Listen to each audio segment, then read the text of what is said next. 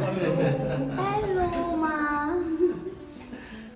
ఇవాళ అమ్మమ్మ తాతయ్యనైతే first time Indian grocery స్టోర్కి అయితే తీసుకెళ్తున్నాము. వాళ్ళ ఎక్స్పీరియన్స్ ఎలా ఉంటుందో మనం చూద్దాము.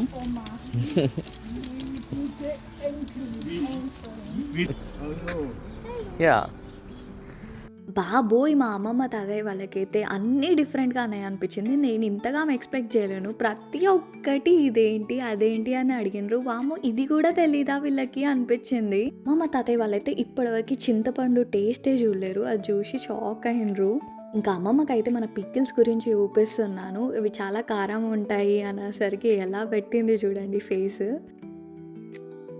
అప్పుడు మేము చ్యవన్ప్రాష్ బాగా తింటాము, అది చాలా మంచిది హెల్త్కి అని అంటే మా అమ్మమ్మ తీసుకుంది. బట్ నెక్స్ట్ డే నేను మాకు రిటర్న్ ఇచ్చేసింది, అది కారం ఉందని చెప్పి. అమ్మమ్మ ఏమో కానీ మా తాతయ్యని చూసి అయితే నాకు భలే నవ్వు వచ్చింది. ప్రతి ఒక్కటి ఎలా చూస్తున్నాడు చూడండి అసలు. వీళ్ళ స్పైస్ టాలరెన్స్ అయితే చాలా తక్కువ. ఫస్ట్ టైం నేను దద్దోజనం చేస్తే అది కూడా స్పైసీ ఉంది అని అన్నారు. మన ఇండియన్ స్నాక్స్ ఏదైనా ట్రై చేద్దాము అనుకున్నారు కానీ అన్నీ స్పైసీయే ఉన్నాయి.